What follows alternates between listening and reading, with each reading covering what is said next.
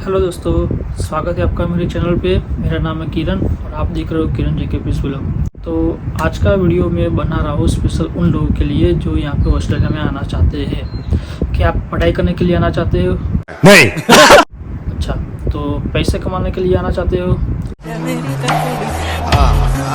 हाँ, मुझे पता था सबको पैसे कमाना है। कोई बात नहीं, चलो आज का वीडियो में दिखाता हूँ कि आप यहाँ पे कैसे आ सकते हो और स्टूडेंट वीज़ा की क्या प्रोसेस होती है, कितने डॉक्यूमेंट्स रिक्वायर है, कितने फीस होती है, वो सब का मैं आपको बताता हूँ। ठीक है, चलिए। तो सबसे पहले आपने कौन सी स्टडी की है वो रिक्वायर है। अगर आपने 10th की है और 12th की है तो आप यहाँ पे डायरेक्ट आ सकते हो बैचलर करने के लिए। अगर आपने वहाँ पे बैचलर पूरा किया है तो आप यहाँ पे डायरेक्ट आ सकते हो मास्टर डिग्री करने के लिए। अगर आपने वहाँ पे मास्टर भी पूरा कर दिया है तो आप डबल मास्टर करने के लिए आ सकते हो, या फिर जो पोस्ट वर्क वीज़ा होता है वो आप अप्लाई कर सकते हो। ओके, ये तीनों हो गए। उसके बाद सबसे पहले तो आपको पासपोर्ट चाहिए, इंडियन पासपोर्ट। पासपोर्ट बनाने के बाद आपको इंग्लिश लेवल की एग्ज़ाम देनी पड़ेगी, जो है IELTS और दूसरा है PT। ऐसे तो दो है मेन, IELTS और PT, लेकिन उसके बाद भी दो और है, जैसे कि ड्यूलिंगो हो गई और एक टोफल हो गई।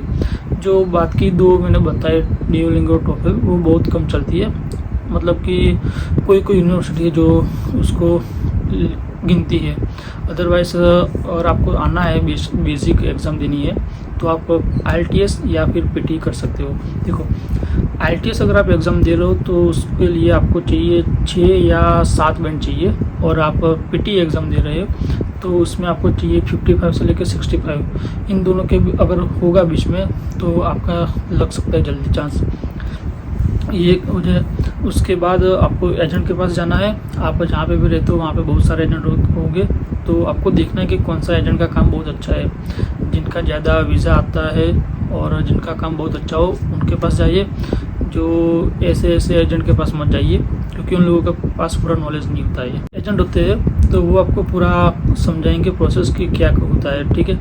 लेकिन मैं अभी आपको बता रहा हूँ कि वो लोग आपके पास क्या करवाते हैं, क्योंकि मैं अभी ऑस्ट्रेलिया में हूँ और मेरा 1 साल यहाँ पे पूरा होने वाला है। तो मैं जब यहाँ पे आया तो मुझे बहुत सारे लोगों के जैसे, मतलब जो मेरे फ्रेंड्स थे उनका मैसेज आया, कॉल आया कि भाई अगर हमें भी वहाँ पे आना है तो हम कैसे आ सकते हैं, क्या प्रोसेस होती है, कितना खर्चा लगता है, वो सब हमें भी बताओ। तो मैंने सबको बताया था, ठीक है, कि यहाँ पे कैसे प्रोसेस होती है, कितना खर्चा लगता है, वो सब। तो फिर मैंने सोचा कि क्यों ना एक अलग से वीडियो बना दूँ ताकि सब लोगों को हेल्प हो जाए। ओके, तो आपको जब एजेंट के पास जाओगे तो आपको पासपोर्ट चाहिए, आपने कौन सी स्टडी वहाँ पे की है उस सब का सर्टिफिकेट चाहिए, जो रिजल्ट होते हैं वो सब। और उसके बाद आपने जो आपका जो बेस है, जो स्टडी की है, उसके ऊपर आप अलग कोर्स ले सकते हो। मतलब जो रिलेटेड होते हैं आप वही कोर्स ले सकते हो। अगर आप दूसरा कोई कोर्स लो, जैसे कि अगर आप अकाउंटिंग में किया है और अगर आप यहाँ पे अगर डॉक्टर का लोगे तो वो आपको रिजेक्ट कर देगा। तो जो आपकी फील्ड होती है उसी में आप अप्लाई करो, तो क्या है कि जल्दी से वीज़ा लग सकता है। तो उसके बाद यूनिवर्सिटी की फ़ीस।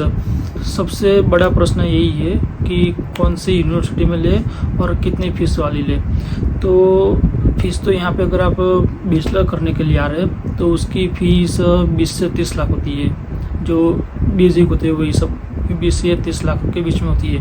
और अगर आप यहाँ पे मास्टर डिग्री करने आते हो तो उसकी 1 साल की फ़ीस 30 से 40 लाख की होती है।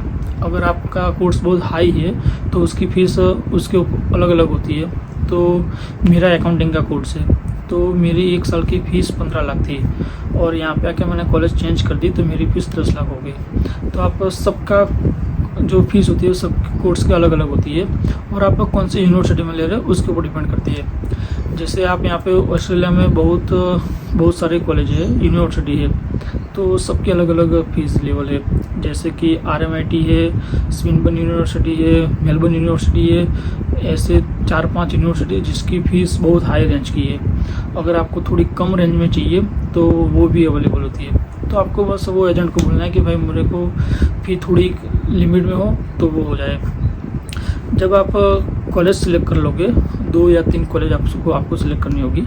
और उसके बाद आपका सारा डॉक्यूमेंट्स देना है एजेंट को। वो एजेंट सारा डॉक्यूमेंट जो आपके डिटेल्स है वो कॉलेज में अप्लाई करेगा।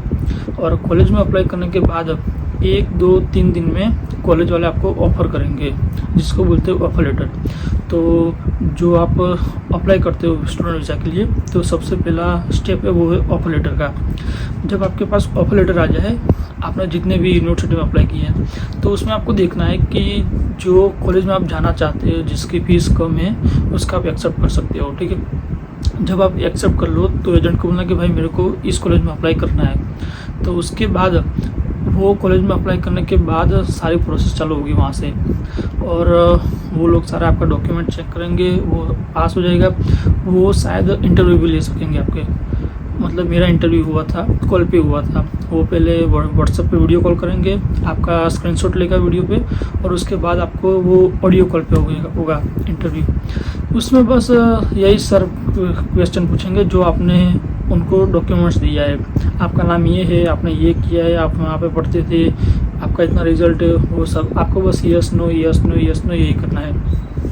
जब इंटरव्यू हो जाए उसके बाद वो आपको कंफर्म करेंगे कि भाई हम उनको लेने के लिए तैयार हैं। उसके बाद आपको फ़ीस पे करनी है। बहुत सारे कॉलेज ऐसे करते हैं जो ऑफर लेटर होते हैं, तो उसमें 1 साल की आपकी फ़ीस बताती है कि आपको इतनी फ़ीस भरनी है, तो आपको इतना रेडी करके रखना है पैसा। और जब वो मांगे तब आपको फ़ीस पे करनी है। फ़ीस पे करने के बाद वो लोग आपको एक लेटर देंगे जिसको बोलते हैं सर्टिफिकेट ऑफ एनरोलमेंट। ये सबसे इम्पोर्टेंट डॉक्यूमेंट है वीज़ा के लिए। जब आपकी फ़ीस पे हो जाएगी उसके बाद वो आपको ये लेटर देंगे जिसको बोलते हैं COE, सर्टिफिकेट ऑफ एनरोलमेंट। जब ये लेटर आ जाए उसके बाद आपकी चालू होगी वीज़ा की प्रोसेस। तो ऑस्ट्रेलिया में कुछ 5 या 6 महीने पहले ही इन लोगों ने रूल चेंज कर दिया है और जो फ़ीस थी वो बढ़ा दी है। पहले कुछ $700 आसपास थी, मतलब 700 ऑस्ट्रेलिया डॉलर के आसपास थी वीज़ा की फ़ी, और वो लोगों ने बढ़ा दी, अभी 1600 या $1700 कर दिए। तो मतलब जब मैंने अप्लाई किया तो कुछ 50,000 की थी और अभी 1 लाख आसपास हो गई है, इंडियन रुपीज़ 1 लाख। तो आप उस हिसाब से चल सकते हैं, ठीक है। तो जब आपकी वीज़ा अप्लाई हो जाए, वो जो लेटर आएगा उसके ऊपर, उसके बाद आपको वो सारे डॉक्यूमेंट्स दिखाने पड़ेंगे उन लोगों को कि आपके पास बैंक बैलेंस भी है 20, 25, 30 लाख जितना। वो आपको सिर्फ बैंक में दिखाना कि भाई हम कैपेबल है फीस भरने के लिए। तो उसके ऊपर आपको जल्दी वीज़ा लग सकता है, ठीक है। और वीज़ा का कितना टाइम लगेगा वो कोई फिक्स नहीं होता है। किसी को 1 दिन में आता है, किसी को 1 महीने में आता है, किसी को 2 महीने में, और किसी को 3 महीने में आता है। और अगर किसी का डॉक्यूमेंट फर्जी निकला या फिर उन लोगों को कोई डाउट लगा तो वो लोग आपका वीज़ा रिजेक्ट भी कर देते हैं। अगर वीज़ा रिजेक्ट हुआ तो आपको 3 या 4 लाख जितना नुकसान होगा, वो मैं आपको पहले बता रहा हूँ, ठीक है। तो ये सब सोच के चलना है कि कितना खर्चा है, कितना बचत है आपके पास, क्या लोन लिया है नहीं लिया, वो सब आपको रेडी रखना है। और अगर आपके पास वीज़ा आ जाए तो उसके पहले आपको प्रोसेस में एक इंश्योरेंस करना होता है जो विदेश के लिए होता है। मतलब आपको जो विदेश जब आओगे यहाँ पे पढ़ने के लिए तो आपके पास एक इंश्योरेंस होना चाहिए जिसको बोलते हैं ओवरसीज हेल्थ इंश्योरेंस, OSHC। ये बहुत ज़रूरी है। और वो जब आप इंश्योरेंस लोगे तो उसकी फ़ीस भी आराम से कुछ 1 लाख जितनी हो जाएगी। तो आप यहाँ पे ये गिन सकते हो। और जब आपका सारा डॉक्यूमेंट क्लियर हो जाए, वो सब अप्रूव हो जाए, उसके बाद आपको वीज़ा मिलेगा। और जब वीज़ा मिले तो उसके बाद आपको जो एक डेट दी होगी कॉलेज वालों ने कि आपको इस डेट से पहले आपको एनरोल करना है कॉलेज में, तो उस डेट से पहले वीज़ा आ जाता है। मतलब 15 या 20 दिन पहले वीज़ा लग जाता है। तो आपको बस वो डेट से पहले आपको यहाँ पे आ जाना है। और उसके बाद जब आपका वीज़ा लग जाए तो जो आपको डेट दी है उसके पहले यहाँ पे आ जाना। उसके बाद लेट मत करना, वरना आपका वीज़ा कैंसिल भी हो सकता है अगर, या फिर आपकी जो कॉलेज है वो आपको कैंसिल कर सकती है। तो ये पूरी प्रोसेस थी जो मैंने वीडियो में बताई। सबसे पहले आप पासपोर्ट चाहिए, उसके बाद IELTS या फिर PT, ये इसका रिजल्ट चाहिए। उसके बाद आपने जो पढ़ाई की है 10वीं 12वीं कॉलेज जो भी किया है उस सब का रिजल्ट चाहिए। उसके बाद आपके पास बैंक बैलेंस हो, आपके पास जो मकान है उस सब का डॉक्यूमेंट्स चाहिए दिखाने के लिए कि भाई मेरे पास इतने पैसे मैं कैपेबल हूँ, वो सब हो जाए। उसके बाद आपको वीज़ा फीस भरनी है, सॉरी कॉलेज फीस भरनी है। कॉलेज फीस भरने के बाद वो आपको COE लेटर देंगे। COE लेटर देने के बाद आपकी वीज़ा अप्लाई होगा। जब वीज़ा अप्लाई होगा तो उसका सारा कॉस्ट लगेगा, और वीज़ा आने के बाद आप यहाँ पे आ सकते हो। तो ये थी सारी प्रोसेस। अब मैं आपको थोड़ा सा एक कैलकुलेशन दिखा देता हूँ कि कितना खर्चा लगता है। तो मैं यहाँ पे ये साइड में दिखा रहा हूँ, ठीक है, तो आप देख लेना। देखो, सबसे पहले पासपोर्ट हो गया। पासपोर्ट की फ़ीस होती है कुछ 1500 या 2000 रुपये की। उसके बाद आपको IELTS या फिर PT की एग्ज़ाम देनी है, तो इसका करीब 10,000 जितना कोर्स आपको लगेगा। IELTS या फिर PT का 10,000, 10 से 20,000 जितना। और जो आप एग्ज़ाम दोगे, अगर आपने एक बार एग्ज़ाम दी तो उसकी फ़ीस है 15,000। अगर आप दूसरी बार, अगर पहली बार रिजल्ट नहीं आया तो आपको दूसरी बार देनी पड़ेगी। तो उसका मिला के हो जाएगा 15 और 15, वो टोटल हो जाएगा 30,000। आप जितनी भी बार एग्ज़ाम दे रहे हो उतनी बार 15,000 लगेगा, ठीक है। उस हिसाब से आप गिन लेना। मैं अभी सिर्फ एक ही बार का गिन रहा हूँ। तो 15,000 जो आप कोचिंग ले रहे हो उसका, और 15,000 एग्ज़ाम का, वो हो गया 30,000। उसके बाद आप एजेंट के पास जाओगे।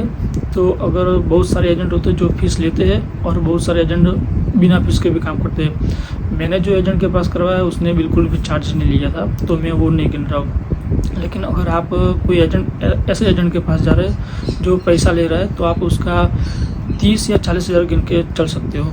तो अभी मैं यहाँ पे लिख रहा हूँ ऑप्शनल में 30 से 40,000 रुपया।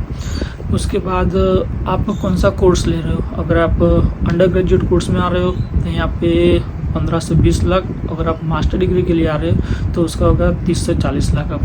तो यहाँ पे मैं अभी अप्रोक्सीमेटली 20 लाख गिनती कर रहा हूँ, ठीक है। उसके बाद आपको कराना है वीज़ा फ़ी। तो वीज़ा फ़ी होगी करीब 1 लाख रुपये के आसपास।